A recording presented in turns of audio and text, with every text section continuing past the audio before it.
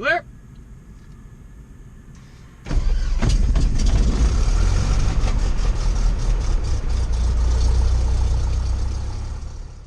Hey everyone, welcome to another video. If you're new here, my name is Thomas Eaton. I'm an independent flight instructor in the Denver area. I'm hoping to help as many students as possible achieve their aviation goals. Today we are discussing one of the most important topics in aviation from a general aviation pilot's perspective, and that is single pilot resource management.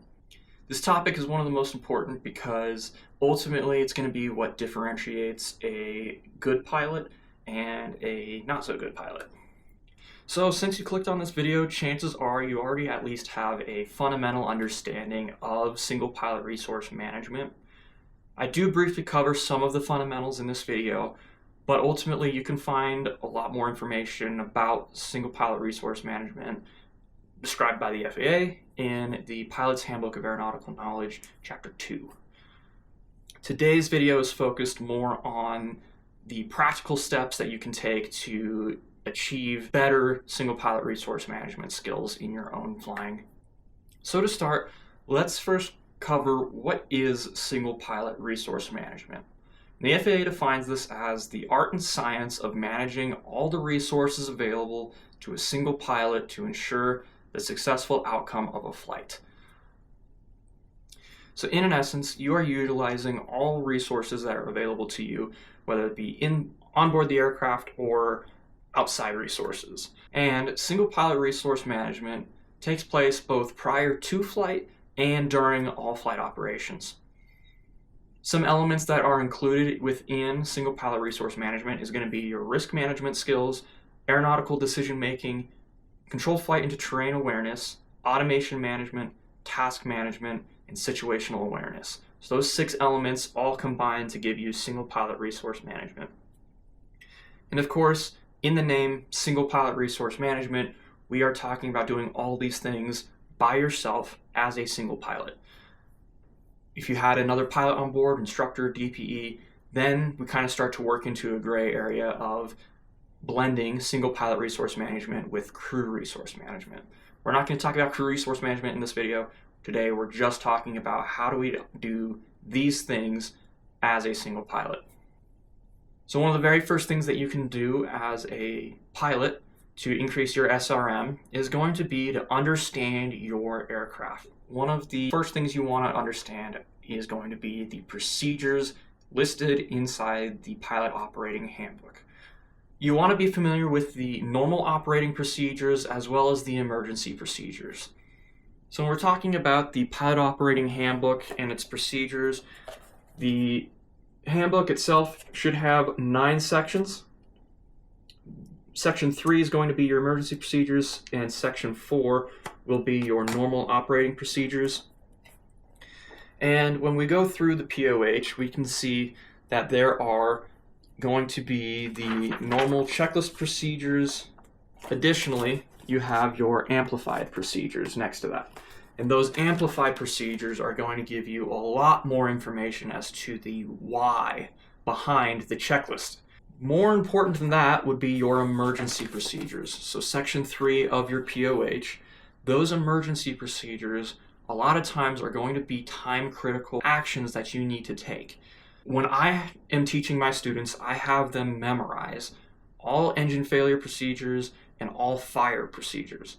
By having those checklists memorized, they are able to begin taking action inside the airplane when it's happening, rather than having to take a moment and grab the checklist, thumb through the book, find the procedure, and then start to do those procedures. I teach them the floor-to-door flow in our 172. Those flow procedures are designed to help you act immediately in those time-critical situations. If you have an engine failure 800 feet above the ground, you don't have a lot of time to respond, and the aircraft is going to be on the ground in a matter of seconds. You don't have time to pull out the POH. That being said, it is very important, whether you are learning an airplane for the very first time, you're in your primary flight training and you're training in your 172, or maybe you're transitioning into a more complex aircraft, be familiar with those emergency procedures that are going to be time critical in nature. In addition to the procedures written in your POH, Section 7 of your POH is going to be the aircraft systems. You really want to be familiar with the systems that are inside your airplane because it's going to greatly influence your decision-making abilities and risk management skills. For example, let's talk about carburetor heat. Carburetor heat does two things. One, it helps, of course, break up ice, but on a lot of aircraft, the carburetor heat is also going to be a source of alternate air. It's going to take unfiltered air into your engine. So let's say you're flying and your air filter got covered up. The pilot who knows their systems very well, knows that carb heat offers a way of bypassing the air filter, will turn on carb heat knowing that they can get unfiltered air to their engine and help keep that running. That's just one example. There's endless examples for the aircraft, and there's endless scenarios that could impact your decision-making abilities, all based on your understanding of the aircraft systems. The last thing when it comes to understanding your aircraft is you want to know your avionics very thoroughly. When you're learning how to use the GPS in your aircraft, more than likely it's going to be very daunting, it's not going to be intuitive, and the GPS manufacturers understand that. They built manuals that you can find online. You can read the manuals for that GPS. You can also use online simulators to help train your knowledge on how to operate those systems. One example of your avionics capabilities would be your GPS's ability to handle an instrument approach. Can that instrument approach take you down to LPV minimums, which are going to be pretty low, or is that GPS going to take you to LNAV minimums, which are going to be a lot higher generally than your LPV minimums? That information is going to be good to know as far as your planning for your arrival. Maybe instead of using the GPS, you actually elect to use the ILS instead because it's going to get you down to lower minimums. For our VFR pilots out there, how do we use that GPS to actually navigate us from point A to point B? Are there ways that we can program a route rather than fly direct to? Sometimes you're not going to be able to fly direct to because you got airspace, obstacles, whatever. And so you need to be familiar with how you can program a full route, how you can amend that route in flight, and also get all of the additional data that GPS can offer you. Sometimes that's weather, sometimes that's traffic. That could also be your time en route. All of this is going to be important information that helps enhance your overall situational awareness and give you better single pilot resource management ability. So the next thing that you can do to greatly increase your single pilot resource management, or SRM, is going to be to understand the airspace that you're flying in. I'm not just talking about what class airspace are you operating in that moment, but I'm talking about what airspace is around you, what terrain is around you, what's the traffic situation like, what's the flight restrictions around you, are you next to a stadium that has a temporary flight restriction for a sporting event? What is around you that could ultimately impact your decision making along your route or the courses that you're going to fly? When it comes to talking about surrounding airspace in regards to traffic, we oftentimes talk about utilizing ADS-B for our traffic information. ADS-B is a great resource. We shouldn't neglect ADS-B, but we also shouldn't become over-reliant on ADS-B. I do a lot of flight instructing out of Fort Morgan, and out there, ADS-B is not required. We get a lot of aircraft that don't fly with ADS-B out. Because of that, ForeFlight is not the end-all, be-all solution to our traffic situational awareness. We need to listen on our headsets where those aircraft are, because they're most of the time talking on our common traffic advisory frequency. But the best way to actually deconflict with traffic is to keep your eyes outside. Look for those airplanes. Even if you have them on ADS-B, make a conscious effort to identify visually, I've got that airplane in sight. By doing so, you're going to help your overall situational awareness around the airport and around your traffic pattern, because you're now identifying aircraft on your map, linking them together, and then you're also going to be able to identify other aircraft that might not be on your ADS-B, and you'll get the bigger picture of where everybody's at and where you're fitting into that traffic flow.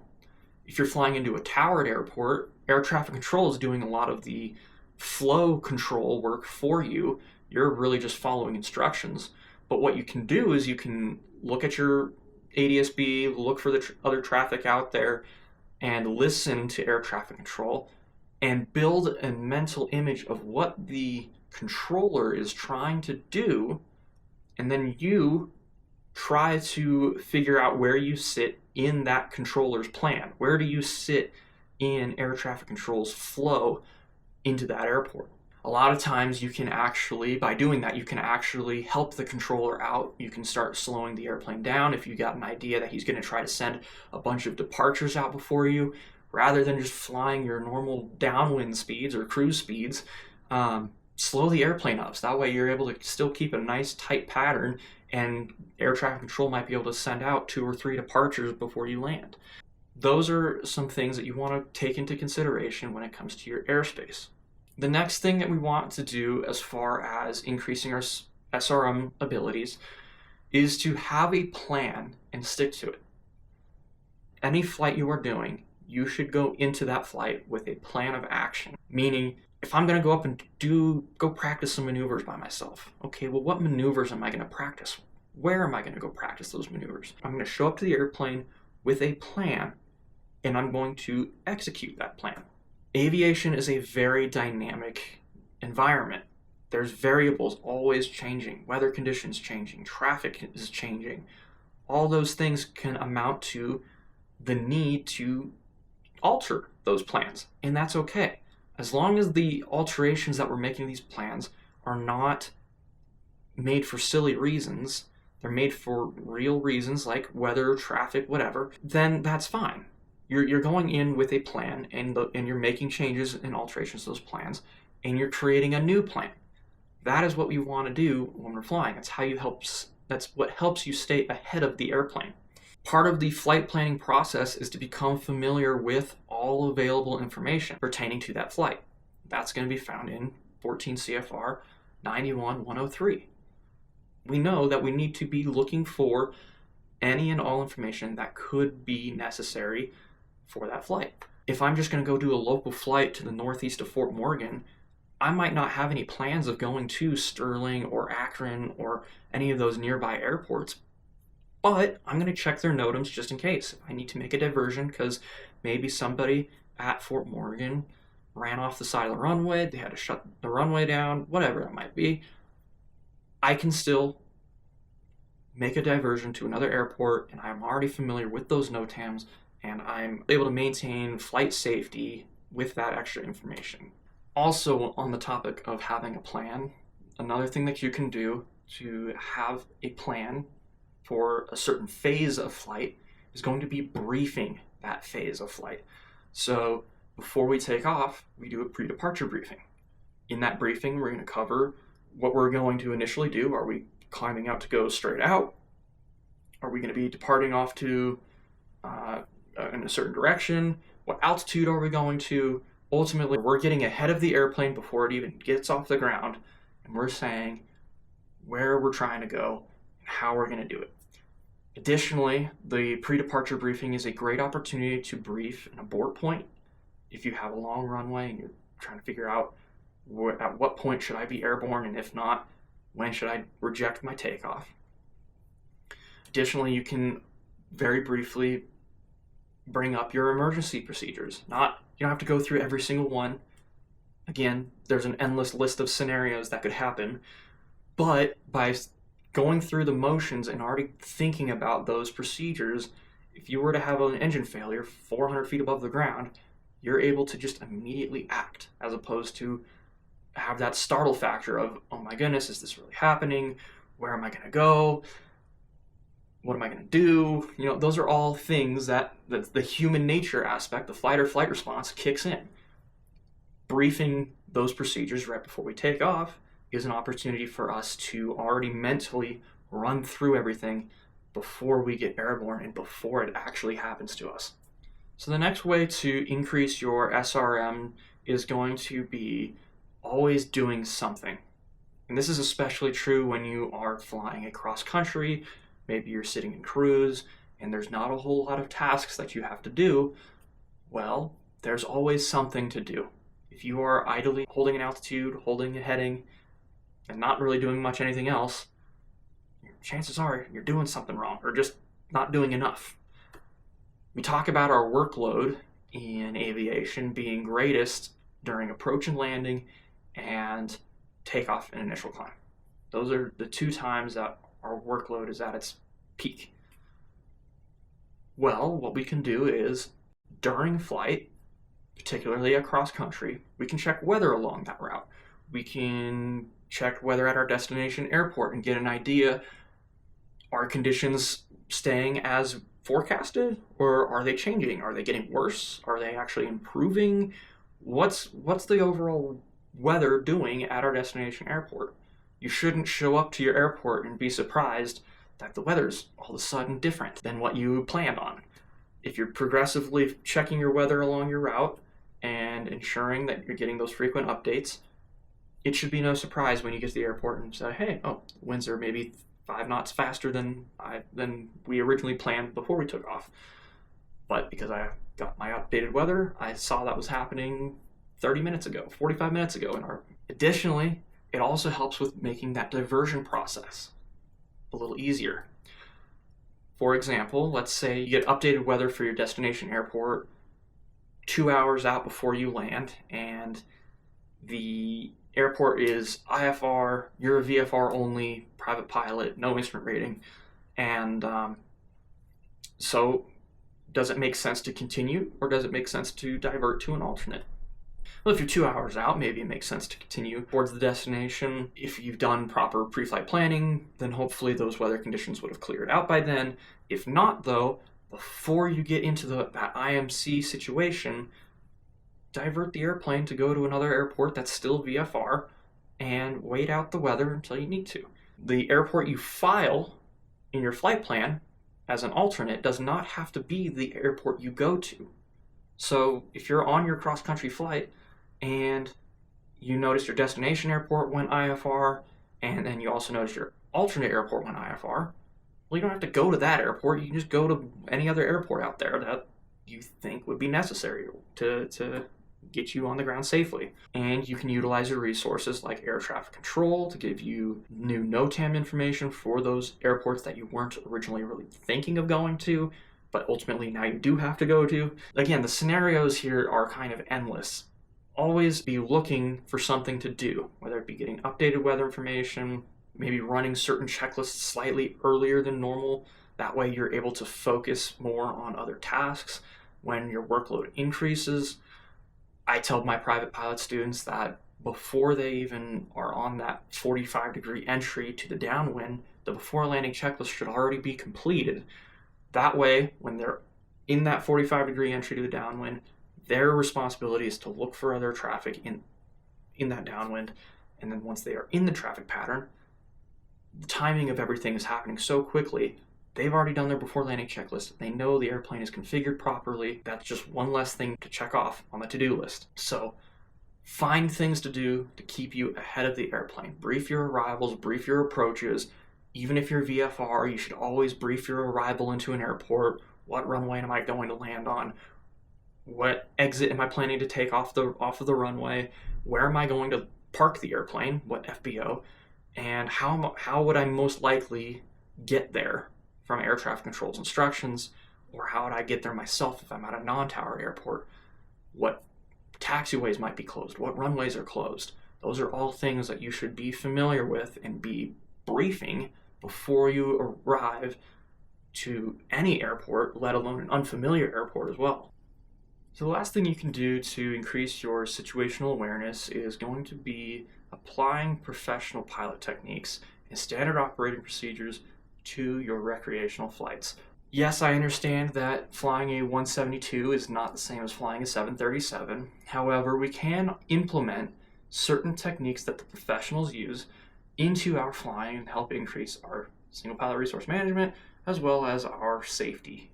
One of those things that professional pilots do is they have a set of callouts that they do for the various phases of flight. We call these profiles. An example, a very common profile that we in general aviation do is going to be your departure profile. So you apply your takeoff power and you take a glance over at your engine instruments and you call out engine instruments in the green. By making that audible call out, you're announcing that you are aware that the engine is producing power properly and that you have verified that before taking the airplane airborne. So again, your departure profile, engine instruments in the green, airspeed's alive. You're verifying that that airspeed indicator is showing a rise in airspeed that's appropriate to the airplane you're flying. And if you have more than one airspeed indicator, you're verifying that they're both reading identically. One is not absurdly higher than the other. So in addition to your standard callouts, you can also, in general, just audibly call out all the actions that you're doing. So if I'm going to turn on the landing lights, landing light on. Simple as that.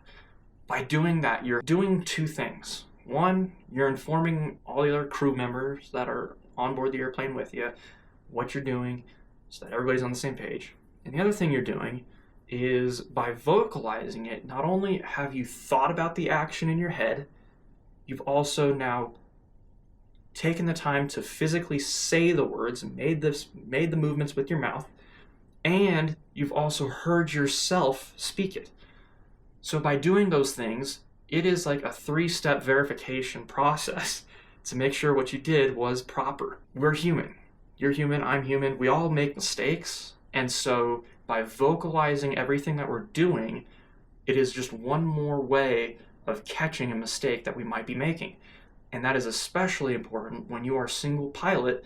The only person on board that's going to be able to catch that mistake is you. Vocalize it, whether you are by yourself, flying solo, or flying with an instructor or DPE, flying with another pilot, whatever that might be. Another thing that a lot of professional pilots do is they brief everything. They brief the flight, they brief their takeoff, they brief their arrival, they do a debriefing after a flight. We can implement these into our day-to-day flights, whether you're going through training or not. If you're going through training, chances are you're already doing a lot of these pre-flight briefings and post-flight briefings with your instructor. We can implement these briefings for ourselves when we go fly solo as well. We already talked about briefings, so I'm not going to go too much in detail there, but that is just another standard operating procedure that a lot of those professional pilots do.